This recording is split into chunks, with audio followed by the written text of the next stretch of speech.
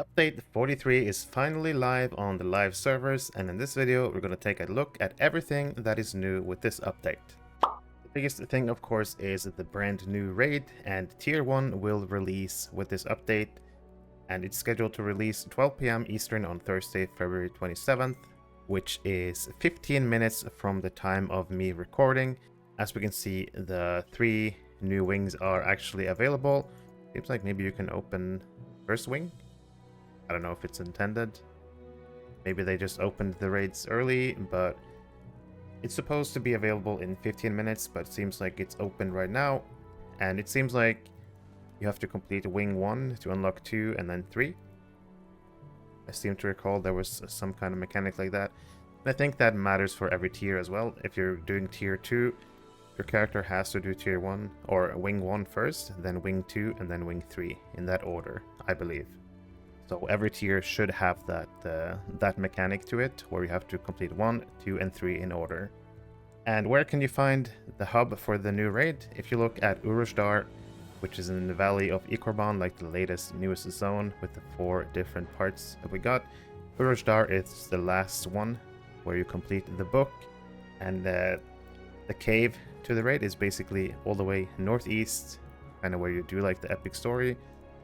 You have this cave entrance you can enter, close to the entrance to the big temple, and this will take you here after you run through the big passage over there.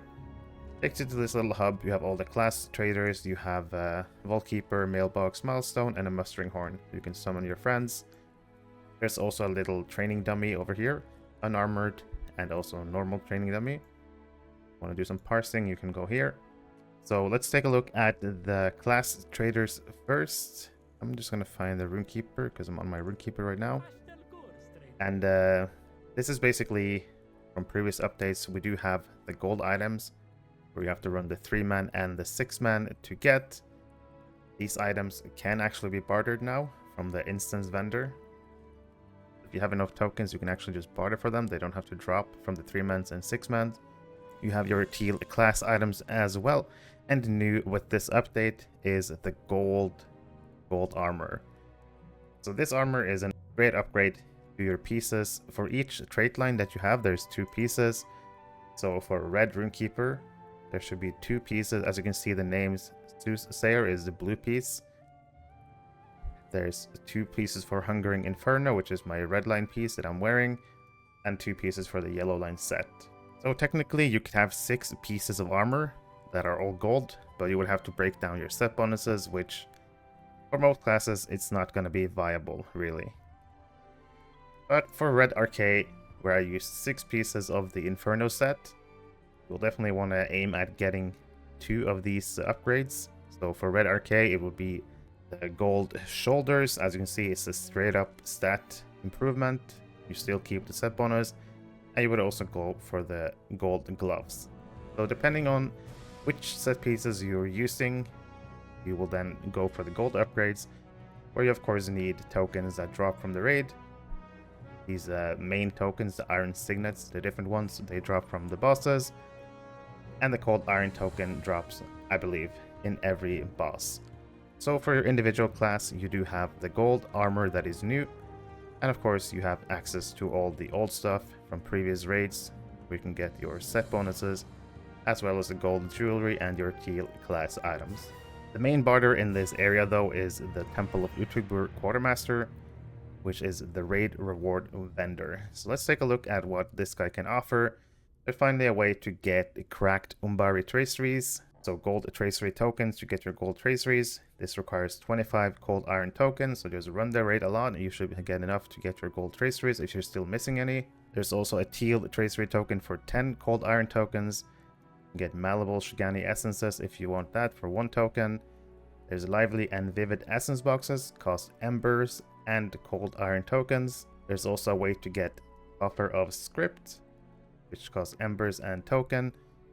So basically running this raid, you can complete your LIs, you can get essences, and you can even get script if you need that as well.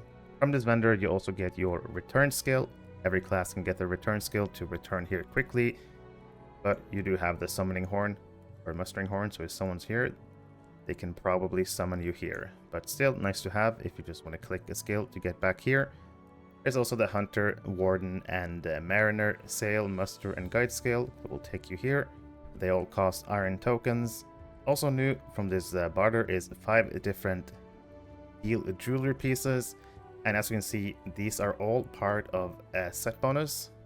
You can see the set bonus here: Shield of the North, Shield of the South, Hope in the Shadow, Reaver of Utugbur, and Purifier of Utugbur. You can see they all need 2 different pieces, like this Crackling Opal earring, you can see is part of the set, with the Ring of the Ice Diamond. And to get these jewelry, you of course have to run the raid and get the drops.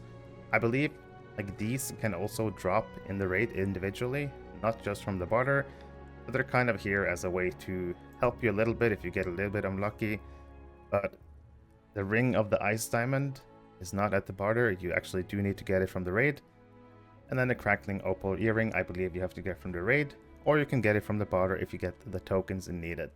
But looking at these set bonuses, let's have a look.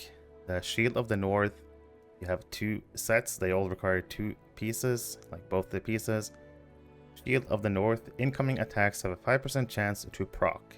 So every time you get hit, there's a 5% chance to heal 5% of your max morale. This has a 9-second cooldown, so this is pretty nice for tanks, I believe, who of course are the ones who are going to get hit the most. You also get 1.5% frost and fire mitigation, which I do believe is slightly useful in this raid.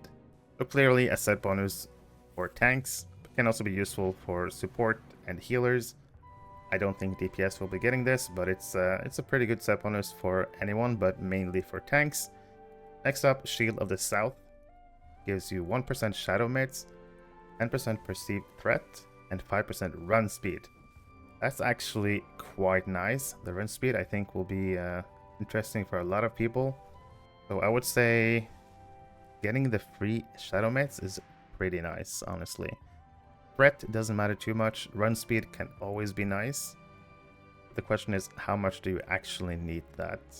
Is it just better to get frost and fire mitigations and the heal chance proc, or do you go for shadow mates? But clearly designed for tanks, both of these. Hope in the Shadow 2 set gives, well, it looks like it's for healers. Healing skills have a 10% chance to proc, 10% target incoming healing, minus 3% incoming damage, duration 10 seconds, 9-second cooldown. You also get 5% outgoing healing modifier. So this is clearly something you want to get as a healer. Having a chance to proc more incoming healing on your target and also reduce their incoming damage is really, really strong. 10% chance for healing is pretty high, I would say, so definitely something you would want to get as a healer. The Reaver of Utugbur set. Attacks have a 5% chance to proc 5% melee damage, 5% range damage for 10 seconds, and a 10-second cooldown. You also get minus 1% incoming melee and ranged damage. So clearly this is for melee and ranged DPSers. Something you definitely want to get for the 5% damage increase. And the other DPS set, Purifier of Utugbur. Attacks have a 5% chance to proc 5% tactical damage. So this will be for your tactical damage classes. And with both of these sets, you also get minus 1% incoming melee damage, minus 1% incoming ranged with this set, and minus 1% tactical, minus 1% ranged with this set. And I'm actually wondering if, aren't these sets good for tanks? Minus 1% incoming damage? Am I crazy for thinking that tanks could maybe be getting these? I don't know. Because I'm pretty sure this is not part of the set bonus, right? This is just a perma buff. Like for the first set, the mitigations are permanent. Third set, the outgoing healing modifier is permanent. And reduced incoming damage is just permanent, right? I don't know. It's going to be interesting to see what people think. I think this incoming damage buff is better than the sets and the mitigations for tanks. I don't know. An interesting thought. But these set bonuses you can get from the barter and from the raid. And obviously designed for tanks, healers, and DPSers at the end. So new teal jewelry for people to grind for. There's also a way for you to get portents that you usually get from the Ill Omens skirmish event. They require 12 iron tokens and 2 individual tokens from the bosses. And important to know that they are now sharing a cooldown, so no longer can you pop all 3, like the damage, the heal, and the damage reduction. You have to kind of choose which one to use, which is a good change in my opinion. So make sure you pick the one that you want, red for DPS and blue for everyone else, in my opinion. Moving on with the Barter, there's some housing items, there's some stuff from the new zones, and now we get to more gold stuff. And as you can see, the item you receive is Valkyries and Round Dume, which is actually upgraded from the current ones that you have from the Makhda Khorbo raid. Those swords are 525 item level, and as you can see, if you get the token and the iron tokens, you can then upgrade this sword to an improved version. Same goes for Round Dume, and there's also new offense dropping from the raid, which are like axes, clubs, etc. And then you can upgrade your swords if you prefer that. There's also an upgrade to our gold pocket items. Let's have a look. My strong token of Umbar. Strong. So I have this. I have my strong token of Umbar. I then need 6 gold iron tokens and 2 iridescent jets, which gives me the power to upgrade to a strong token of U43, which will give me improved stats on the item.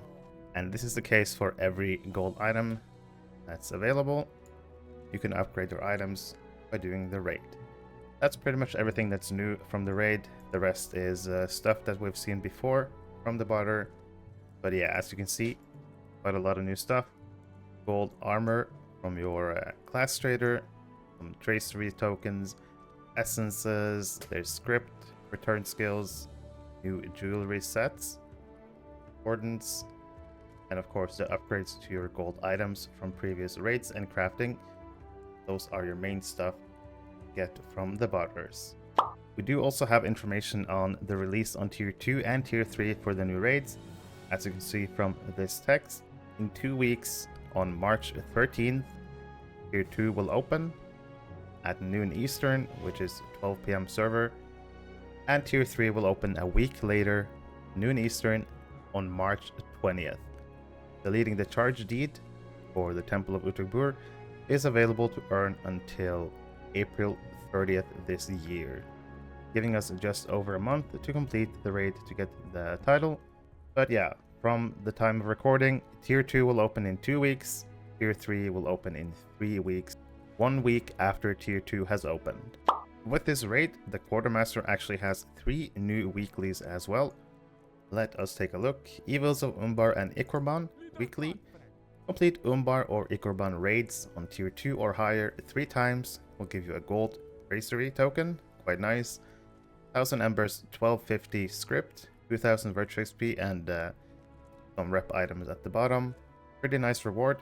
Need the new raid or the depths of Makhda Khorbo on tier 2 or higher. The second one is Great Evils of Umbar and Ikorban.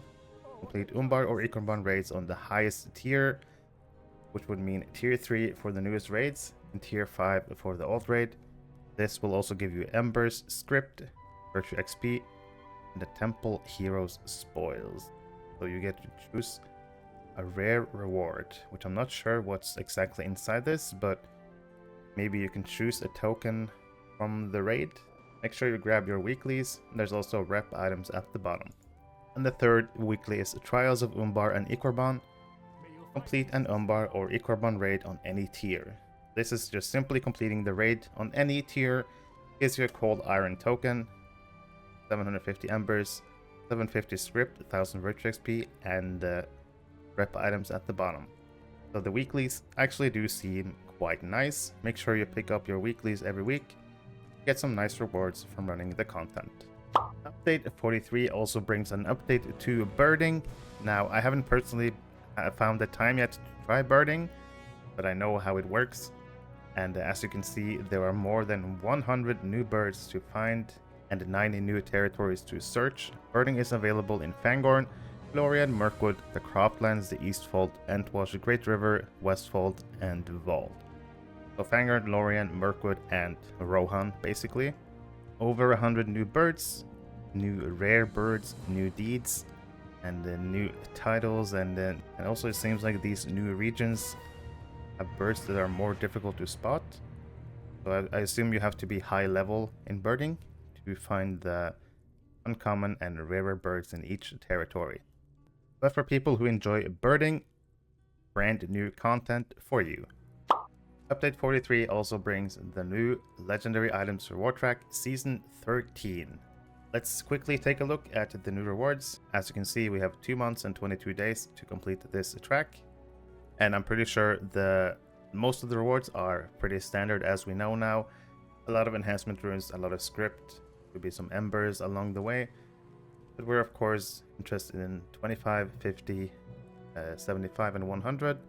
25 gives us an incomparable coffer of the Dragon's Hoard. The Dragon's Hoard collection. I don't know what that is, but seems interesting. Maybe some housing items, maybe some cosmetics. Level 50 gives us the legendary coffer of the Emerald Drakeling, so a cracked tracery token, gold token, and there's a cosmetic pet, the Emerald Drakeling. Level 75 gives legendary coffer of Glorious Memories of Gondor, so a cracked tracery token, and it seems like housing items, nice statues in the Gondor style. And level 100 will give the legendary coffer of the Water Buffalo family. So it seems like, as usual, you get the gold tracery token, gold enhancement runes, and it seems like we're getting 3 pets: Home of the Water Buffalo Bull, Buffalo Cow, and the Water Buffalo Calf. 3 different pets, it seems like, from the Buffalo family. And it appears that Surbane in the Ghyniverse has already gotten most of the new rewards from the reward track. We'll just take a look. Level 25 Emerald Drakeling. That's what it looks like. I believe this is the level 50 Dragon Hoard. Seems like a housing item, so a coin pile, chest of glittering treasures, chest of hidden secrets, armor of the fallen hero, and a large dragon skull. This is a level 75 Gondorian housing items, Thorongil Memorial, Monument of the Sea Kings, looks quite nice, large statue of Isildur, and King Telumethar Memorial. And he also posted level 100, which gives you the 3 different pets. Oh, actually no, he posted the different coffers. Yeah, those are the rewards. Drakeling, the Dragon Hoard, the Gondor, and the pets at level 100, the Water Buffalo family. But yeah, update 43, brand new season of the reward track. You can now start earning your new rewards.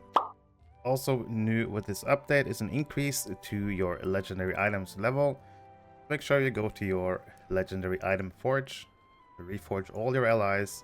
525 is the previous level. If you reforge, they get increased to 530, and then of course upgrade with your enhancement runes, get even more stats. Don't forget to reforge all your legendary items. Update 43 also brings the revamp of the deed log, which I don't mind it at all. It looks quite nice. Might take some time to get used to it, but I'm sure it will be fine in the end. The worst thing about it though is I cannot press escape to exit the D-log. Please fix. I don't want to click on the X. I want to hit escape like the old one. To me it looks fine. A lot of people like it, a lot of people don't like it. That's kind of normal with new stuff, but for the love of God, please let me exit by hitting escape, not X. Please. Please, SSG, please.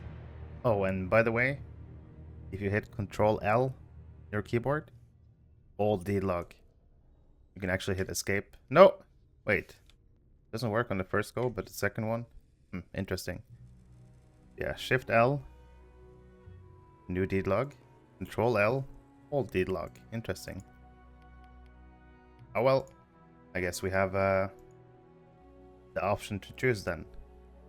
Not bad. New heritage options when you make the race of man. You can now be from Harad Shagana, Rune the Call, and also Umbar.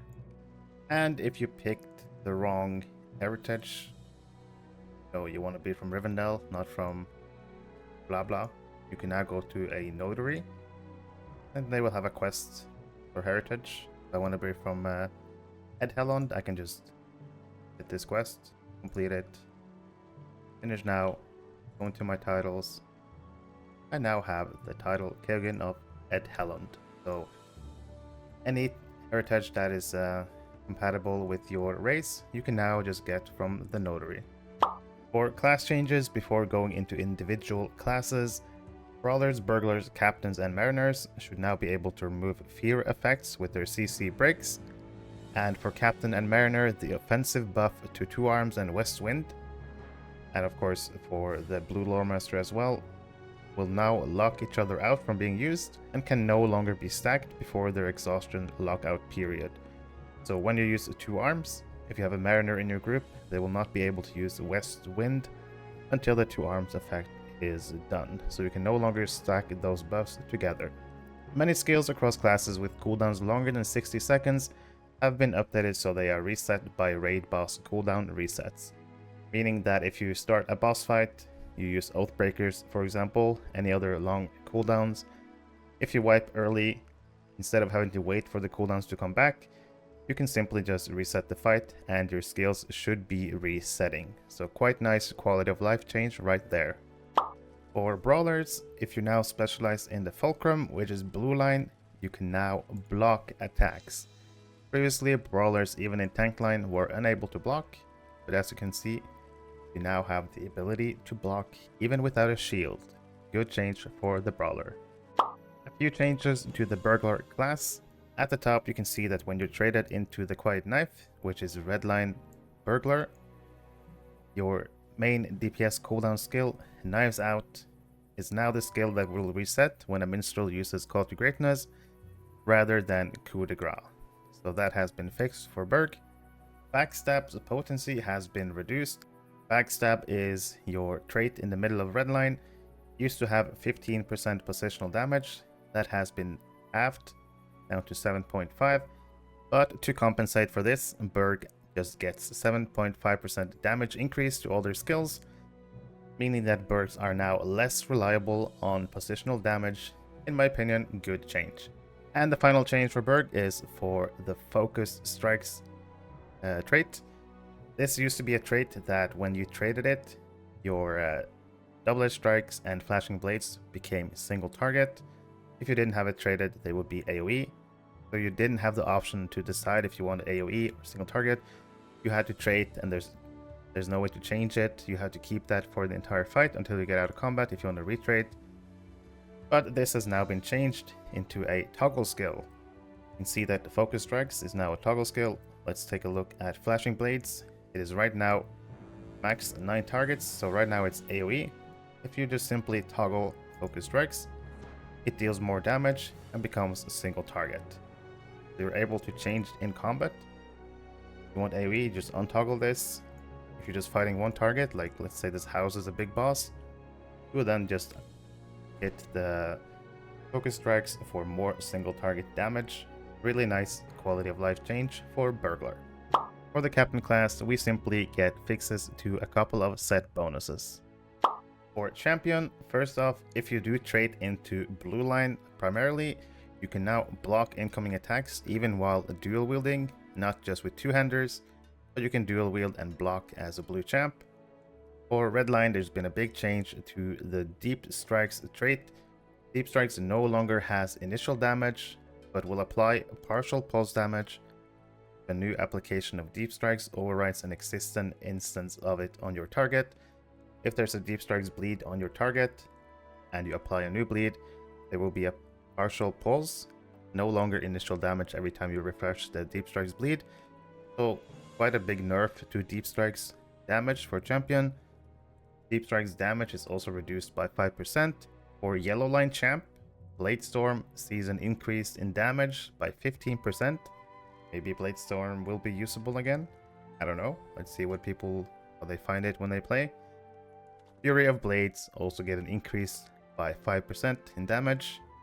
And the Essence of the Red Storm no longer deals trivial damage. and is now actually useful. For Guardians, you now benefit from a 5% bonus damage when wielding hammers after level 5. Hammer affinity gives you 5% hammer damage. If you're a Guardian who prefers using hammers, this is for you. No longer are you bound to swords. For that extra damage, you can now wield your mighty hammers. There's also been a fix to a set bonus as well. For the Hunter class, all Hunter damage has been increased by 8%, penetrating shot by 15%, rain of arrows by 15%, swift bow has been increased by 10%, so quite nice damage buffs to the Hunter. Bleeds applied by barbed arrow and pen shot will now apply partial pulses when overridden.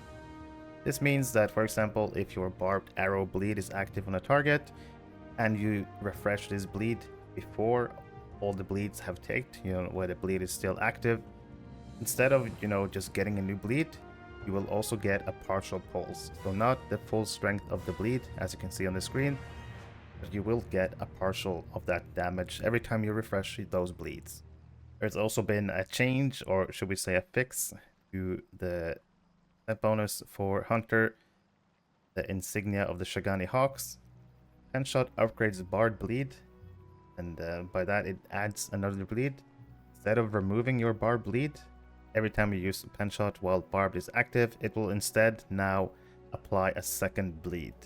So you use Barbed Arrow, then you use pen shot, you will now have 2 bleeds instead of having to reapply your barbed bleed, which is quite nice. The bleed applied by using pen shot on the barbed bleed now has an additional pulse, meaning that, as you can see, the pen shot debuff as well as the bleed now has the same duration, which is also another nice change. For Loremaster, there's been some fixes to critical magnitude. Flank strikes bonus damage now correctly deals frost damage. An issue with flank strike dealing trivial damage when wearing a set bonus, and also missing from the patch notes actually is a nerf to Nature's Fury, and mainly the buff you can see here at the bottom. This used to be 10%, 30, 30, 30. It has been nerfed in half, 5% crit chance, 15% fire, lightning, and frost type damage, so a little bit of a nerf to a Loremaster. For the Mariner class, we've had a few changes as well. At the top, you can see there's been a fix to a set bonus. Second note is Duelist Honor's potency has been reduced. So just like the Burglar, the positional damage for Mariner from 15% at max rank down to 7.5%, meaning that Mariners are less reliant on frontal damage, especially like Redline where you might grab this. So another good change in my opinion. To compensate for this loss, Mariner as a whole gains 7.5% damage.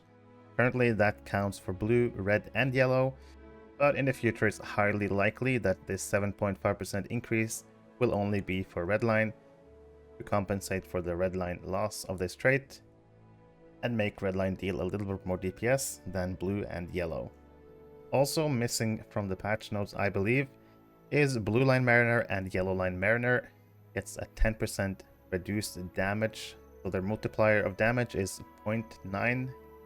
While you can think of a red line as 100%.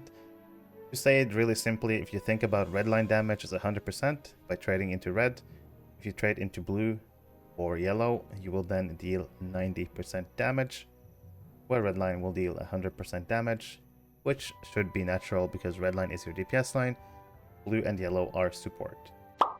For Minstrel, several healing skills can now target NPCs. These changes are mainly done because of the Legolas fight in the new raid, where you have to heal Legolas up to full to complete the encounter. Skills like Triumphant Spirit, Perfect Ending, Code of Resonance can now heal NPCs, and also the Expiration Heal from Legend of the Hammerhand, which is your AoE bubble, no longer heals a percentage of the target's max morale. Instead, it has a fixed number, but a known issue. This is currently bugged, but presumably will be fixed within a few weeks.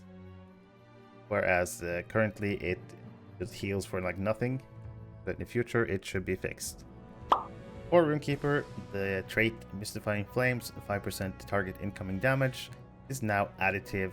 It used to be much stronger than intended, but has now been brought down into line with other classes' incoming target damage buffs. The first set bonus in Redline as well, Fire Affinity, used to only give 20% Wrath of Flame damage, but now gives minus 10% Fury of Storm damage, meaning that your lightning skills in yellow will deal 10% less damage when you're playing a Redline Rune-Keeper. So that's actually, in my opinion, a good way to nerf Rune-Keeper a little bit, because there's a lot of lightning skill spamming going on with the class right now, and in my opinion, a good nerf. Also missing from the patch notes, your Runestone has also received a nerf by 10% damage. If you go to the Ikorban Valley Quartermaster, currently in Urmak, in Imhular, you can now actually barter for the rare items from the 3-man and 6-mans. Let's have a look. Here at the bottom, you can see the barter items you need to get the rare drops. You no longer have to run the instances to get these items, but still, I believe these items are locked behind tier 3 completion of the instances. But if you complete it on tier 3 once and you have enough barter items, you can now simply grab them from this barter. There's been a change to the Depths of Makhda Khorbo drop rates. Menacing Tentacles can now drop on tier 3 and also have improved drop rates on tier 4 and tier 5 soft locks. 2 new pets are available from Delvings, the White Hamster and the Ruby Sandworm. High Elves have received a visual update. A lot of text, a lot of changes to High Elves, but in essence they should look better than before. Apparently the servers are going down, but real quickly at the end, show PvMP rank icon is a new option. You can choose to hide your PvMP rank symbol on your portrait if you prefer. But it seems like the game is shutting down for a fix, a hotfix of some kind. But I just finished recording my video, so I am happy.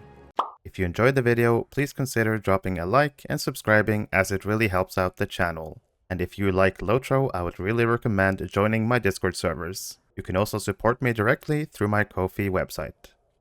If you're playing or looking to play Lord of the Rings online, there is one place you need to be.